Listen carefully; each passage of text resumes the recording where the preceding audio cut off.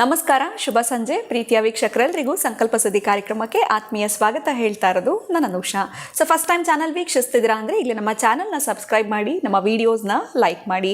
ಇನ್ನು ಪ್ರತಿ ವಿಡಿಯೋಸಲ್ಲಿ ಕೂಡ ಸಾಕಷ್ಟು ಉಪಯುಕ್ತವಾಗಿರುವಂಥ ವಿಚಾರಗಳು, ಮಾಹಿತಿ, ಮಾರ್ಗದರ್ಶನ ನೀಡ್ತಾ ಇರುವಂಥ ಸ್ಪಿರಿಚುವಲ್ ಗುರು ಡಾಕ್ಟರ್ ವಿಷ್ಣುದತ್ತ ಗುರುಜಿಯವರಿದ್ದಾರೆ. ಗುರುಗಳನ್ನ ಕಾರ್ಯಕ್ರಮಕ್ಕೆ ಬರ್ಮಾಡ್ಕೊಳ್ಳೋಣ.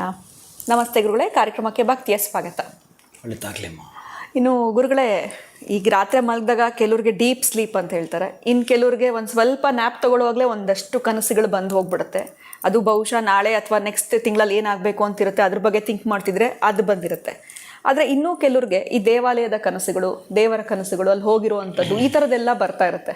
ಸೊ ಇದು ಏನು ಇಂಡಿಕೇಶನ್ ತೋರಿಸುತ್ತೆ ಅಂತ ಗುರುಗಳು? ಅಂದರೆ ಇದನ್ನು ನಾನು ಪಾಸಿಟಿವ್ ಆಗಿ ತೊಗೊಳ್ಬೇಕಾ, ಅಥವಾ ನಾನು ಆ ಕ್ಷೇತ್ರಗಳಿಗೆ ಭೇಟಿ ನೀಡುವಂಥ ನನಗೆ ಸೂಚನೆ ಕೊಡ್ತಾ ಇರೋವಂಥದ್ದು, ಅಥವಾ ಹೇಗೆ ಇದನ್ನು ಕನ್ಸಿಡರ್ ಮಾಡಬೇಕಾಗತ್ತೆ, ಇದ್ರ ಬಗ್ಗೆ ತಿಳಿಸ್ಕೊಡಿ.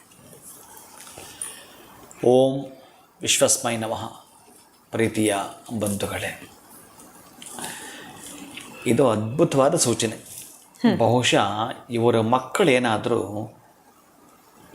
ಹೈಯರ್ ಎಜುಕೇಷನ್ ಮಾಡ್ತಿದ್ರೆ ಗೊಂದಲ ಇತ್ತು ಅಂತಂದರೆ, ಇದು ಮಾಡೋದಾ ಅದು ಮಾಡೋದಾ ಅನ್ನೋದಿತ್ತು ಅಂತಂದರೆ,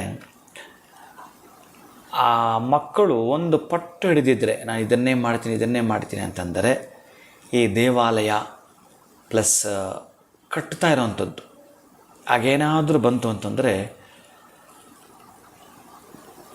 ಅಥವಾ ದೇವರು ಕಾಣಿಸ್ಕೊಳ್ಳೋದು, ಇವೇನಾದರೂ ಬಂದರೆ ಮಕ್ಕಳ ಪುರೋಭಿವೃದ್ಧಿ ಆಗುವುದು ಯಾರೂ ನೀವು ತಗೊಂಡ ಡಿಸಿಷನಿಂದ, ಅದರಿಂದ ಆಗುವಂಥದ್ದು. ಆಮೇಲೆ ನಿಮ್ಮ ಮಕ್ಕಳ ಮದುವೆಗಳು, ಇವತ್ತು ನಿಮ್ಮ ಕನಸು ಏನು ಬಿತ್ತು, ದೇವರು ದೇವಸ್ಥಾನ, ಆ ದೇವರು ದೇವಸ್ಥಾನದ ಏನು ಕನಸು ಬಿತ್ತೋ ಆ 3 ತಿಂಗಳಲ್ಲಿ ನೀವು ತುಂಬ ನೊಂದುಕೊಂಡಿದ್ರಲ್ಲ, ಅದಾಗಲಿಲ್ಲ ಅಂತ ಅದು ಆಗಲಿಕ್ಕೆ ಸೂಚನೆ ಕೊಡ್ತು, ನಿಮಗೆ ಪ್ರಸಾದವಾಯಿತು ಅಂತ. ಈ ಸ್ವಪ್ನ ವೃತ್ತ ಅಂತ ಬಹಳ ಚೆನ್ನಾಗಿ ಹೇಳ್ತಾನೆ. 100ಕ್ಕೆ 100 ಅವು ನಡೀತವೆ. ಅದಕ್ಕೆ ಯಾಮಗಳು ಅಂತ ಬರ್ತವೆ. 1, 2, 3, 4 2.5 ತಾಸಿಗೆ ಒಂದು ಯಾಮ.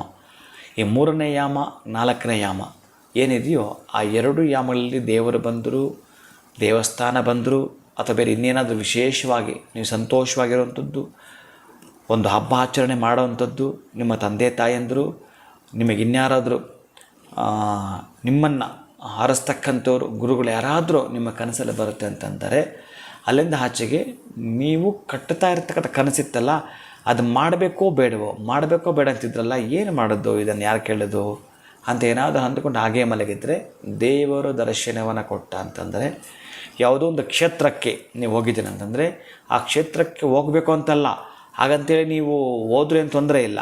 ಆದರೆ ಈ ಕೆಲಸಕ್ಕೆ ಭಗವಂತನೇ ನಿಮಗೆ ಬೆನ್ನ ಮೇಲೆ ಮುನ್ನುಡಿ ಬರೆದ ಹಾಗೆ, ಬೆನ್ನುಡಿಯ ಮೇಲೆ ಮುನ್ನುಡಿಯ ಚೆನ್ನುಡಿಯ ರೂಪಿಸಿದ ಅಂತ ಅರ್ಥ. ಅಲ್ಲಿಗೆ ನೀವು ಪ್ರಾರಂಭಿಸ್ಬೋದು ಅಂತ ಅರ್ಥ. ದೇವರು ನಿಮ್ಮ ಕನಸಲ್ಲಿ ಬಂದರೆ ಖಚಿತವಾಗಿ ಕೂಡ ನೀವು ಒದ್ದಾಟ ಮಾಡ್ತಿದ್ರಲ್ಲ ಅಂದರೆ, ಅಂಥ ಯೋಗ ನಿಮ್ಮ ಸುತ್ತಮುತ್ತ ಸಿಕ್ಕಿರಲ್ಲ. ಏನೋ ಕೇಳಬೇಕಾಗತ್ತೆ ನೀವು ಮಾಡೋ ಕೆಲಸದಲ್ಲಿ, ಅದು ಪ್ರಗತಿ ಹೆಜ್ಜೆ ಆಗಿರುತ್ತೆ, ಒಂದು ದೊಡ್ಡ ಬಿಸ್ನೆಸ್ ಆಗಿರುತ್ತೆ, ಅಥವಾ ನೀವು ನಿಮ್ಮ ಪಾರ್ಟ್ನರ್ ಜೊತೆ ಮಾಡಿಕೊಂಡು ಒಂದು ಬಿಸ್ನೆಸ್ ಇರುತ್ತೆ. ಈ ತರಹದ್ದೇನೋ ಒಂದಕ್ಕೆ ಆಗುತ್ತೋ ಆಗಲ್ವೋ ಅಂತ ಗೊಂದಲದಲ್ಲಿರ್ತೀವಿ. ಅಂತಹ ಗೊಂದಲಗಳಿಗೆ ಇತಿಶ್ರೀ ಇಟ್ಟು ಈ ಕೆಲಸ ನೀನು ಮುನ್ನುಗ್ಗಿ ಮಾಡು ಅನ್ನೋದರ ಸಂಕೇತವೇ ದೇವರು ಮತ್ತು ದೇವಾಲಯ. ಸಾಧ್ಯ ಆದರೆ ನೀವು ಆ ಕ್ಷೇತ್ರಕ್ಕೆ ಹೋಗಿ ಬಂದ ಮೇಲೆ ಈ ಕನಸು ಬರಬಹುದು, ಅಥವಾ ಈ ಕನಸು ಬಂದ ಮೇಲೆ ಕೂಡ ನೀವು ಆ ಕ್ಷೇತ್ರಕ್ಕೆ ಹೋಗಿ ಬರಬಹುದು. ನಿಮ್ಮ ಕೆಲಸ ಅಂತೂ ಸಕ್ಸಸ್ ಆಗುವಂತಹ ಕಾಯಂ ಸೂಚನೆ ಇದಾಗಿರುತ್ತೆ. ಖಂಡಿತ ಗುರುಗಳೇ, ಯಾಕಂದರೆ ಈ ರೀತಿ ಕನಸುಗಳಲ್ಲಿ ಬಂದಾಗ ಏನು ಮಾಡಬೇಕು ಅಂತ ಗೊತ್ತಾಗಲ್ಲ. ಸೊ ಅದಕ್ಕೆ ನಾನು ಈ ಪ್ರಶ್ನೆನ ತಮ್ಮ ಮುಂದೆ ಇಟ್ಟಿದ್ದು. ಇದೆಲ್ಲವೂ ಕೂಡ ಒಂದು ಶುಭ ಸೂಚನೆ ಅನ್ನೋದ್ರ ಬಗ್ಗೆ ನೀವು ತಿಳಿಸ್ಕೊಟ್ರಿ. ಜೊತೆಗೆ ವಿದ್ಯಾರ್ಥಿಗಳಿದ್ದಾರೆ ಅಥವಾ ಮಕ್ಕಳಿದ್ದಾರೆ ಮನೆಯಲ್ಲಿ ಎಜುಕೇಷನ್ ಮಾಡ್ತಿದ್ದಾರೆ ಅಂತಂದರೆ, ಹೈಯರ್ ಎಜುಕೇಷನ್ ಮಾಡಬೇಕಿದ್ದಲ್ಲಿ ಕೂಡ ಅದರ ಒಂದು ಇಂಡಿಕೇಶನ್ ಕೂಡ ಅದು ತೋರಿಸುತ್ತೆ ಅನ್ನೋದ್ರ ಬಗ್ಗೆ ತಿಳಿಸಿದ್ದೀರಾ. ಧನ್ಯವಾದಗಳು, ನಮಸ್ಕಾರ. ಹರೇ ಶ್ರೀನಿವಾಸ.